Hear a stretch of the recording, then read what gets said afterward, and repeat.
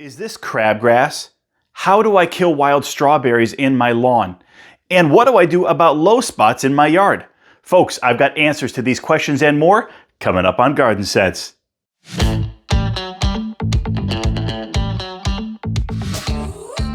Hey everybody, I'm Tim Ward and welcome back to Garden Sense. Well folks, we are really busy shipping out all of these Turf Trust triple plays because you guys know that right now is a time to get down your fertilizers, get down your broadleaf weed control, and obviously in the next couple of weeks, we're gonna start turning our attention to Dimension. Now, to go along with all of those products that are shipping out our doors, we've had a ton of emails that have been coming in. So we selected 5 that we want to address here today. So buckle up, everybody. Let's jump right in. The first question is from Andrea. Hi, Tim. I understand this may be hard to identify as it's all dry. I've been thinking it is crabgrass all this time. Is it? So this is actually not crabgrass, this is Bermuda grass. And that's really why it looks dead right now, is because it's a warm season grass and it's gone dormant. Now, in the next 30 to 45 days, as the temperatures start to warm up, you're gonna see that grass start to green up. And once it starts to green up, it can also start to spread. Now, you didn't explicitly say this, but it sounds like you're trying to get rid of it in favor of some other type of dominant grass that you have. Now, my recommendation would be to first kill off the Bermuda grass, and you can use something like a turf lawn ester to do this. It's available over at Rosen's Online. But I want to caution you that turf lawn ester is not going to be a simple single application herbicide that you put down to get rid of the Bermuda grass. You're going to have to put down a couple of applications this year, and frankly, I would plan on putting down a couple of applications next year as well, simply because Bermuda grass is really difficult to get rid of if you're also trying to save your existing lawn. Now, if you don't care about your existing lawn, just pick up any type of non-selective herbicide. We sell Killzall over at Rosen's Online. It's just going to kill everything. And if that's your plan and you want to completely overhaul your lawn, that's not necessarily a bad approach. But assuming you want to save the grass that you have, I would definitely recommend a turf lawn ester.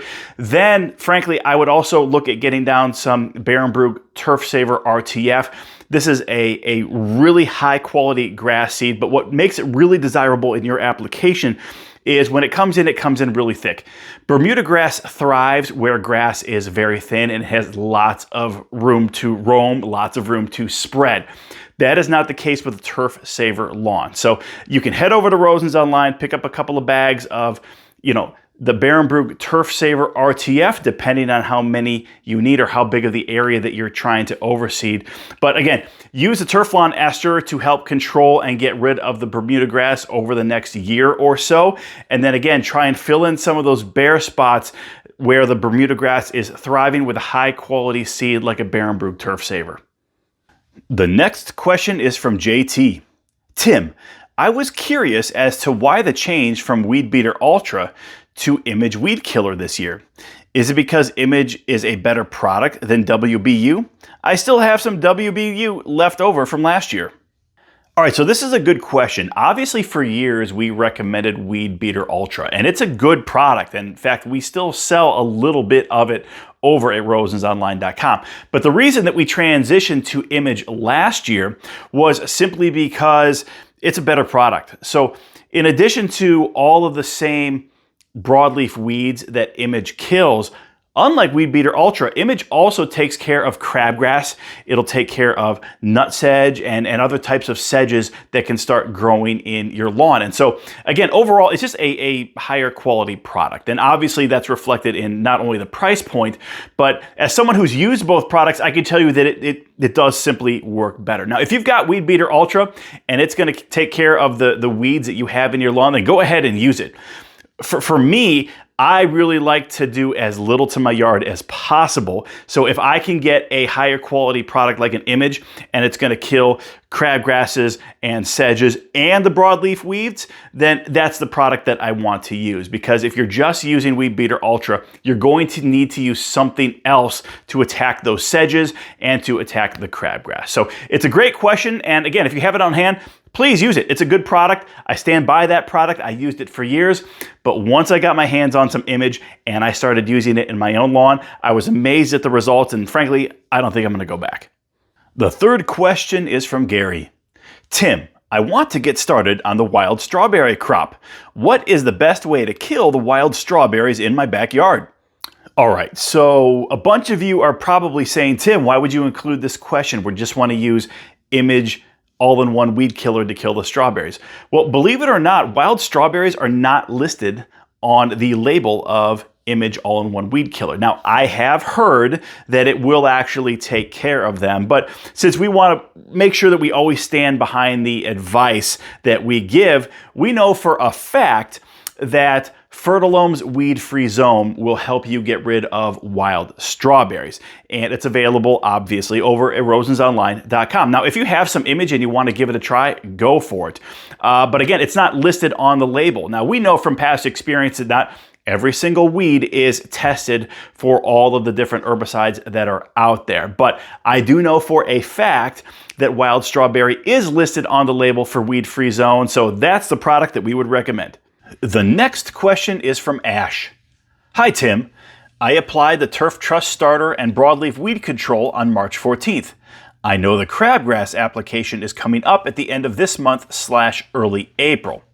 There are some small patches throughout my front yard that did not come through, and I would like to overseed to get those spots filled in. Is it okay to overseed with the broadleaf weed control and or crabgrass control down? I was thinking to just spot treat those areas with a little seed and easy straw.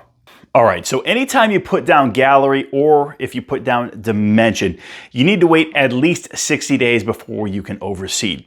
However, since we're talking about some smaller areas and it's not your entire yard, you can do it, but this is really what you need to do. The first thing you need to do is, get like a rake, like a heavy duty steel rake, and actually really break up the soil in the area that you're going to overseed. The reason we're going to do that is it's actually going to break up that chemical barrier that both of those products create. So go ahead and break that up and really agitate the dirt. Then what I would do is I would actually bring in some fresh topsoil and put it in those areas that you're going to overseed. Again, we just want to give the grass the best chance to grow. It didn't grow in that area previously, and obviously you've already put down some chemicals that are designed to prevent seeds from germinating. So breaking it up is really going to help, and then putting down some fresh topsoil on top of that is really going to help. Once you have that topsoil down, then absolutely go ahead and put down some new seed, cover it with easy straw, and make sure that you are fertilizing that with the Turf Trust Professional Starter Formula, and use Kickstart on it at least once a week, for the first 4 to 5 weeks to really help those roots take hold. Now, assuming you do that soon, you want to make sure you then avoid that area in terms of putting down Dimension. You could put down Dimension over newer grass, but you have to have mowed that area 2 to 3 times before that grass is mature enough for Dimension not to damage it. So again, agitate that area, rake it up, really kind of mix up that soil to break the chemical barrier, put down some new topsoil to give a really good growing medium, get the seed down, cover it with easy straw, make sure you're going to fertilize it with Turf Trust fertilizers, and you definitely want to put Kickstart down, and you should really see that grass start to come in here in the next several weeks. The final question for today is from Chris. Hi Tim, my question is about fixing a few low spots in my yard.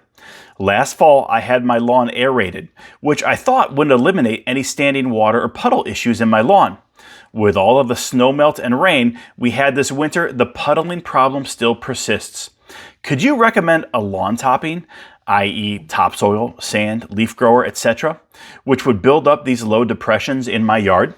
So for something like this, my experience has been there's no real magic bullet here. You just need to get some soil in there to raise the level up. Now, I don't know how deep the impressions are that we're talking about. So I say that because my first inclination is, look, just load it up with topsoil and you'll be good to go. But if they're kind of deep and you've got some real undulations in your lawn, then you may want to actually put down some fill dirt first and then go ahead and put down some fine topsoil before you put the seed in. At the end of the day, you can do either or. Look, you can put in some leaf grow. I would not recommend sand for this particular application, but again, if it were me, I would just load it up with topsoil, mound it a little bit, get the grass seed down, cover it with easy straw. Make sure, again, you're using Turf Trust Professional Starter Formula. Make sure you're using Kickstart on it for, those first 4 or 5 weeks to get the roots of the new grass established. But again, with the goal of raising that level so that your lawn is more flat, or at least more uniform, obviously you got to get some soil down. I would recommend some topsoil unless they're really deep impressions. Then put a little fill dirt, then cover it with topsoil. I personally would not mess with anything else. All right, folks, just a couple final thoughts here before we wrap up this video podcast. I really right now just want to focus on reminding everybody that we still have the Turf Trust Triple Play going on over at rosensonline.com. We're going to run this promotion for a couple of more weeks, so there's still time to save. So head over to rosensonline.com. All of the Turf Trust Triple Play packages have a discount on the product. They all qualify for free shipping, and we've got a bunch still ready to go. So head over to rosensonline.com and take advantage of the savings right now.